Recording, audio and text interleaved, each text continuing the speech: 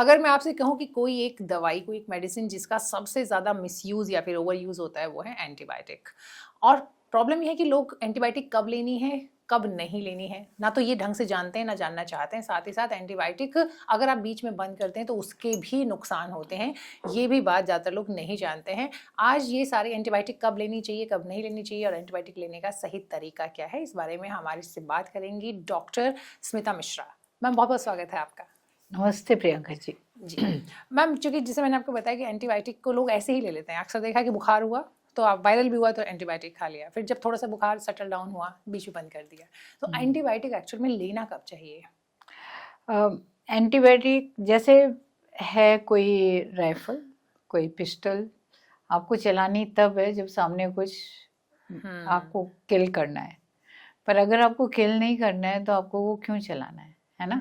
तो ये चीज़ हमेशा याद रखना चाहिए कि हमारे शरीर में जो बुखार होता है, पहली बात तो सिर्फ बैक्टीरिया की वजह से होता नहीं है, और एंटीबायोटिक वायरस पे इफेक्ट करती नहीं है, बल्कि वो पैरासाइट पे भी नहीं इफेक्ट करती, ऑटो इम्यूनिटी पे भी नहीं इफेक्ट करती, बल्कि वो खुद ऑटो इम्यूनिटी जनरेट करा सकती है।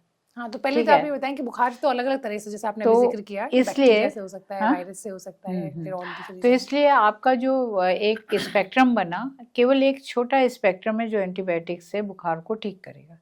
ठीक है, तो अगर आपको जब भी बुखार होता है, उस बुखार का कौन सा प्रारूप आपका है, वो आपका डॉक्टर ही बता पाएगा। उसको आपको खुद नहीं डिटेक्ट करना है और खुद एंटीबायोटिक नहीं शुरू करनी है। उसमें कई बार कुछ ब्लड टेस्ट की ज़रूरत होती है, वो करने की ज़रूरत होती है। आप ये समझिए कि आपके शरीर में आज के दिन में एक बात होती है, वो गट बैक्टीरिया। तो आपका जो कहते हैं ना कि गट आज का नया ब्रेन है, जो आपके बैक्टीरिया हैं किस तरह के हैं, उस पर बहुत कुछ, इवन आपकी पर्सनैलिटी, डिप्रेशन, सब कुछ डिसाइड होता है। तो अगर आप ये एंटीबायोटिक अननेसेसरली खा रहे हैं जो आपको कोई हार्म ही नहीं दे रहा, उसको आप ख़त्म कर दे रहे हैं, तो आप अपना नुकसान कर रहे हैं। तो इसलिए अनलेस कि जो बैक्टीरिया आपको मारने हैं, जो एक्चुअली विलेन हैं, जो कल्प्रेट हैं, तो आप उनके लिए एंटीबायोटिक खाएंगे ना, तो वो देखना एक्चुअली डॉक्टर का काम है। आप ये सोच के कि ये बैक्टीरिया है आप, और वो वायरस फीवर कर रहा है, आपने एंटीबायोटिक खा ली, वो बैक्टीरिया जो थे वो आपको प्रोटेक्ट कर रहे थे, इवन वायरस से प्रोटेक्ट कर रहे थे, तो आपने उनको भी खत्म कर दिया। तो आपने अपने ही प्रोटेक्शन। बट मैंने तो कुछ ऐसे केसेस देखे हैं जहाँ पे कि वायरल था बच्चे को, पर्टिकुलरली मैं जिस केस की बात कर रही हूँ, और डॉक्टर ने उसमें एंटीबायोटिक लिखा है। मैंने जब रीज़न पूछा कि आपने इतनी जल्दी एंटीबायोटिक क्यों लिख दिया, अभी तो टेस्ट भी नहीं हुआ है, तो उन्होंने बोला कि क्योंकि तेज फीवर था और हमें लगा कि बच्चे को प्रॉब्लम है। तो मैं ये भी देखती हूँ कि कई बार एक तो खुद लोग जाके ओवर द काउंटर खरीद लेते हैं एंटीबायोटिक, क्योंकि बुखार तेज हुआ।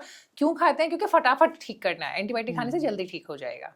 दूसरा ये होता है कि एंटीबायोटिक जो लेने का तरीका, जो मैं आपको बताया कि डॉक्टर्स भी मैं कई बार देखती हूँ जल्दी लिख देते हैं, तो ये आप कितना एक्चुअली जल्दी और बात की बात नहीं है। जैसे मान लीजिए मैंने आपका किसी भी बच्चे का मुंह खोला, देखा उसमें एक येलोइश डिस्चार्ज आ रहा है, तो मुझे पता है ये बैक्टीरिया है, और अभी रेगुलर मेरे पास 10-12 बच्चे आ रहे हैं, है ना, 2-3 एक हफ्ते में 10-12 बच्चे सिमिलर कंप्लेंट्स के साथ आ रहे हैं। हमने एक आदमी टेस्ट वेस्ट करा के देख लिया, तो पता है कि ये स्ट्रेप्टोकोकल चल रहा है इस वक्त, तो एंटीबायोटिक वो फर्स्ट डे सेकेंड डे पे आपको देंगे, क्योंकि वो उनको पता है कि पैटर्न इस समय रन कर रहा है।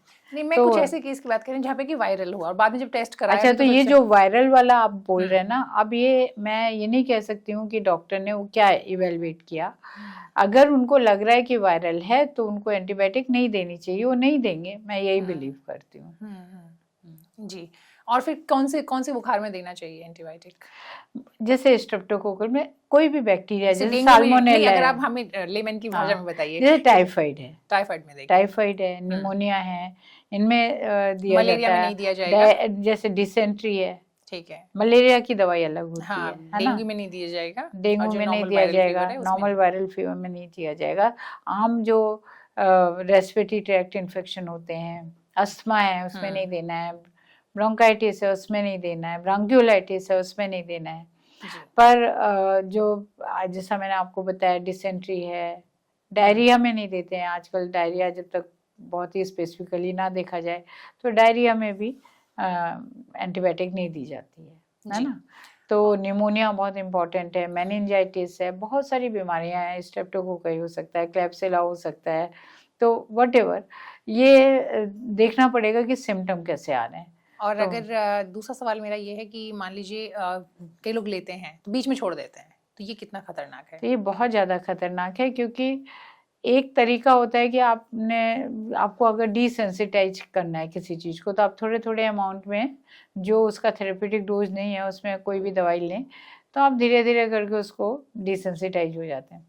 तो अगर आप ऐसा ही कर रहे हैं कि जो बैक्टीरिया हैं, आक्रामक हैं, उनको दवाइयों से बंद करने की ज़रूरत भी है, आपने दवाई खाई, उसमें से 10 ख़त्म हो गए और 10-12 बच गए, तो वो अपने को बहुत जल्दी से चेंज कर लेंगे। हाँ, वो अपने को अपना सिस्टम है, हाँ, तो वो एंटीबायोटिक को पहचानना शुरू कर देते कि भाई अब ये आएगा तो इसका मेरे ऊपर इफेक्ट नहीं होना चाहिए। उनके पास कैपेसिटी है, वो अपना सिस्टम चेंज कर लेंगे।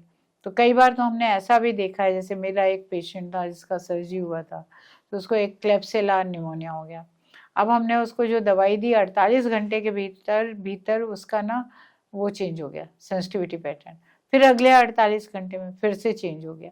तो मतलब ये जो, हाँ, बहुत चैलेंज होता है।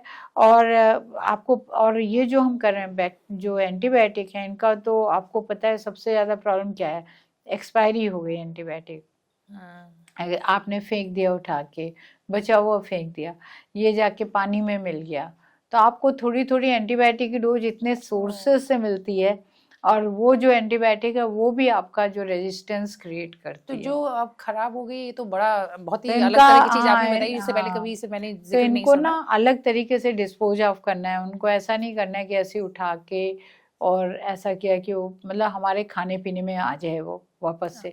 तो फिर वो आप थोड़ी थोड़ी मात्रा में आपके अंदर जा रही है, तो फिर वो भी प्रॉब्लम है ना। तो फिर कैसे अलग तरह से कैसे डिस्पोज ऑफ करें? क्योंकि हम जैसे आपने किया, इसके बाद उसको वो जैसे आपने प्रॉपर उसको कहना चाहिए, जैसे एक अलग से आपका डिब्बा है, उसमें आपने डाला, आपने उसको ऐसे ही थ्रो कर दिया, फिर उसको जो लेके जा रहे हैं जो लोग, उसको प्रॉपरली डिस्पोज ऑफ करेंगे तो डिस्पोज ऑफ हो जाएगी, है ना।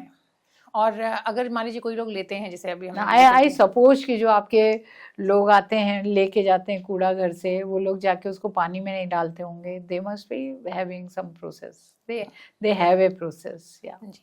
तो मान लीजिए जिसने कोई एंटीबायोटिक लेता है, तो एक तो ये हुआ कि जो आपका जिस बैक्टीरिया के अगेंस्ट वो काम करती है, तो वो आपका उस रेजिस्टेंस के मतलब उसके अंदर डेवलप हो जाती है।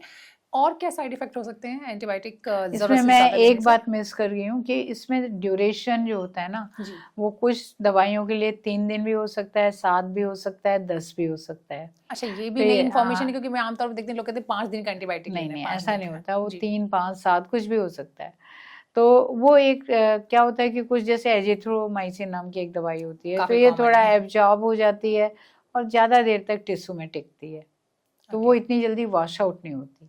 तो इस तरह से मतलब कुछ दवाइयाँ ऐसी होती हैं जो 6 घंटे के अंदर उनका इफेक्ट खत्म हो जाता है। ये वाली जो मेडिसिन आप बता रहे हैं, इसको क्या 3 दिन या 5 दिन लेना होता है? वो डॉक्टर आपको बताएंगे। मैं इसमें ना डोजिंग तो खैर बिल्कुल ही बात नहीं कर सकती हूँ, पर मैं आपको ये बताना चाह रही थी कि मैंने इसलिए पूछा स्पेसिफिकली क्योंकि सबसे ज्यादा जो मतलब मुझे लगता है सबसे कॉमनेस्ट एंटीबायोटिक जो लोग ले लेते हैं फीवर के साथ, वो यही है। हाँ, बिल्कुल होती होगी, क्योंकि आपको दिन में 1 का डोज लेना है, 1 बार का लेना है, पर एजिथ्रोमाइसिन हर जगह काम नहीं करेगी, है ना। और फिर एजिथ्रोमाइसिन भी एक प्रेशियस एंटीबायोटिक है जो बहुत जगह काम करती है, जहाँ पे दूसरी एंटीबायोटिक काम नहीं करती, पर्टिकुलरली दूसरी ओरल एंटीबायोटिक काम नहीं करती। तो इसलिए एजिथ्रोमाइसिन को इतना रफली यूज करने का मतलब है कि आप रेजिस्टेंस क्रिएट कर रहे हैं, और हम एक बहुत अच्छी एंटीबायोटिक से हाथ धो बैठेंगे। जी, तो मतलब कुल मिला के कह सकते हैं कि एक तो एंटीबायोटिक आपको तब तक नहीं लेना जब तक कि आपका डॉक्टर रिकमेंड ना करे, और जितने दिन डॉक्टर रिकमेंड करे उतने दिन उसे ज़रूर लेना है, बीच में नहीं छोड़ना है। और तीसरी चीज़, जो आपकी एक्सपायर हो गई हैं या जिसकी ज़रूरत आपको नहीं है, उसको आप डिस्पोज ऑफ सही तरीके से करें, ताकि वो सॉइल के अंदर या फिर पानी के अंदर जा करके हम लोगों तक वापस ना पहुँचे। जैसे आपका अभी बात हो रही है, मैं कार्डियोलॉजिस्ट हूँ, तो जिन लोगों को हार्ट के अंदर प्रॉब्लम हो जाती है, उनको जब एंटीबायोटिक दी जाती है ना, तो पता है 4-4 हफ्ते चलती है, और वो भी इंट्रावेनस एंटीबायोटिक दी जाती है। तो इसकी डिसीजन कभी भी हम नहीं कर सकते हैं एज ए लेमैन, हमें इसको बहुत स्पेसिफिकली जानना होगा, और जो एक्सपर्ट है उसी को करना होगा। यदि मेरे हाथ में केस है, मुझे ही डिसाइड करना है। अगर मेरे हाथ में नहीं है तो I should not decide for other person, कि मतलब दूसरे डॉक्टर ने क्या किया वो नहीं करना, because they know investigation, they know the whole scenario. जी, चलिए हमें उम्मीद है कि हमारी इस बातचीत को सुनने के बाद लोग एंटीबायोटिक का जो इस्तेमाल है वो काफ़ी सोच समझ के और ज़रूरत के हिसाब से करेंगे। जी, thank you so thank you much, so much. Thank you so much Priyanka.